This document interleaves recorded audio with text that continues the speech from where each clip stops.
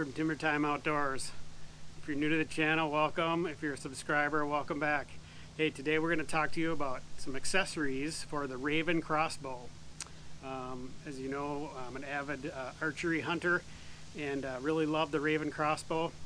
And it comes with a bunch of accessories. That's not what we're going to talk about today. We're going to talk about 5 accessories that you need to go purchase. They're not super expensive, but 5 things that'll really help you be more accurate. It'll help you practice, and these are things that the archery shops typically don't tell you. So stick with us, we'll go through those, and I'm also going to show you something that you do not want to do. So lighted arrows. There's a do and a don't for these lighted arrows, so stay tuned. And remember everybody, keep it in the timber. Hey now, take a step outside and seize the day now. Alright, so you got yourself a new crossbow, and it comes with a few accessories, and you're asking yourself, what else do I need? Well, I'm going to talk to you a little bit about some of the things that I learned kind of the hard way about some accessories and some do's and don'ts. So we're going to talk about 5 things that I think are essential that you need with your crossbow. So a little bit about me. I've been hunting archery for about 15 years and was mainly a traditional bow. And if you know anything about traditional bows, there's a million different accessories there. But as I got older, the old eyes didn't work so good. And so where I live, crossbows are legal. And I really wanted to use a scope. That's the main reason I switched. I still have a bow and still use that too, but for the most part I've gone all exclusively with a crossbow. And so I'm talking about 5 things that have really improved the performance of this and my success rate. And if you've ever used a bow, you know that they have all kinds of lit nocks, okay? And so if you don't know anything about a lit nock, it does a couple things for you. One, it helps you track the arrow, right? So you can kind of watch it hit your target. And the other thing it does is help you retrieve the bolts. And so these things are kind of expensive. You know, they don't always survive, but a lot of times you want to, find this thing, and it can tell you something about the hit, and also, you can reuse them. So that's why I like these. And so when I switched, I wanted to have a crossbow that had lit nocks. And so this is a Ravin, and Ravin does make a lit nock, and it's a Luminoc brand, I believe. And I learned some things about these that we're going to talk about. So that's the number one accessory that I like with this, is a lit nock. In conjunction with these nocks, you have to have a tool to turn these off. And so I learned a tough lesson with trying to turn these off. So as target practicing, with the archery bow kind, you can just push a little button and they're super easy to turn off. These are very difficult to turn off because of the force. These are shooting at 450 feet per second. These do not move back and forth and turn on as easy, and so turning them off is very difficult. I cannot do it with my fingers. And so I grabbed a pliers. My local archery shop said that'd be fine, and that's absolutely a bad thing.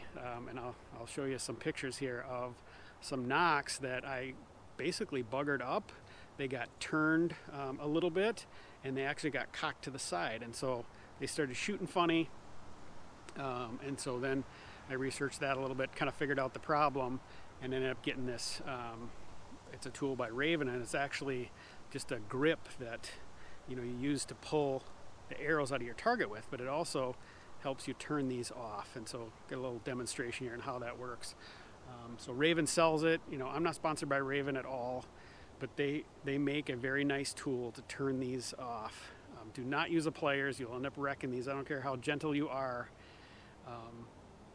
The key to turning these off is to wiggle them and not twist them. So once you twist them, then they get out of sync with the white vein there, which then it doesn't track through the rest correctly, and you'll end up shooting left or right.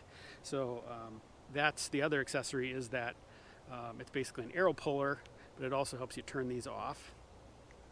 One thing about a crossbow that people don't understand is that these are very loud.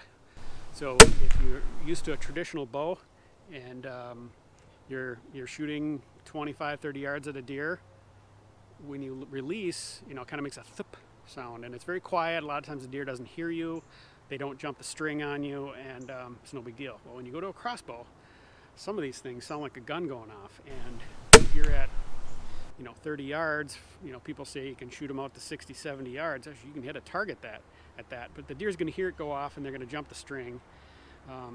They may not get out of the way completely, but you're going to make a bad shot. And so one of the things that I bought were these dampeners. Now, does it make it silent? Absolutely not. But it certainly cuts it down. I would say 10 decibels. And so I'm trying to do everything I can to make these things quieter, because I'd say it's probably the biggest drawback to a crossbow is how loud they are. So that's another accessory that I think is a must-have. It might slow down the bow just a little bit, but I think the trade-off is worth it. These things are plenty fast, plenty powerful, and so really like these dampeners. And they're made by Limb Saver. They fit really nice in the Ravin Crossbows. This happens to be an R9, but all their other models, this dampener works with that as well. So one of the things that happens if you're practicing a lot is your serving string will start to become worn out right here.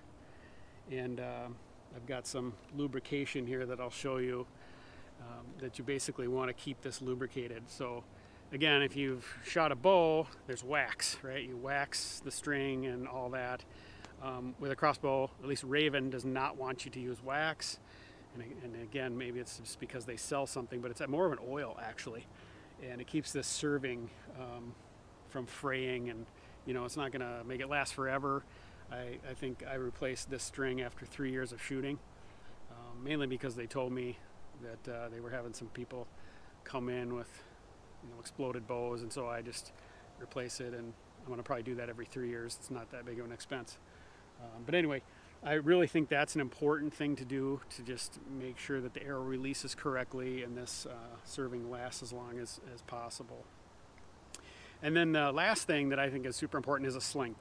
So I'll show you some pictures of the sling. Ravin sells a sling. I'm not a fan. I have one. I don't like it. It has a tendency to slide on your shoulder. It does have a grip on it, but it doesn't work very well. These are very top heavy, right? So when you put them on your shoulder, they want to just do this. They want to tip. And the sling, I'll show you pictures of it here. Really, really good sling. I'll link it in the description, the company where you get them. They make it's a gun sling, they make a crossbow sling, and I think they make one for a bow as well. But very, very good sling. And so those are the 5 things that I really think are essential to crossbow hunting. So lit nocks, you need to have a way to turn them off. You want to be able to lubricate your serving, try to make the crossbow as quiet as possible, and then the last thing is your sling. Okay, so again, you're gonna have to seek out those things.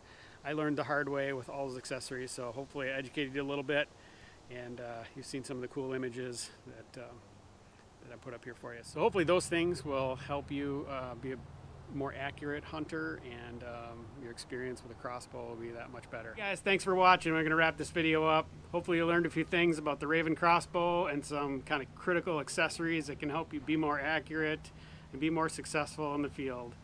If you're not a subscriber and you like this kind of content, we do a lot of stuff outdoors, chainsaws and tractors and log splitting. Got a little firewood thing going on, plus all the hunting videos and content there. So hit that subscribe button, send this to your friends, hit that like button. That's the most important thing. And remember, everybody, keep it in the timber.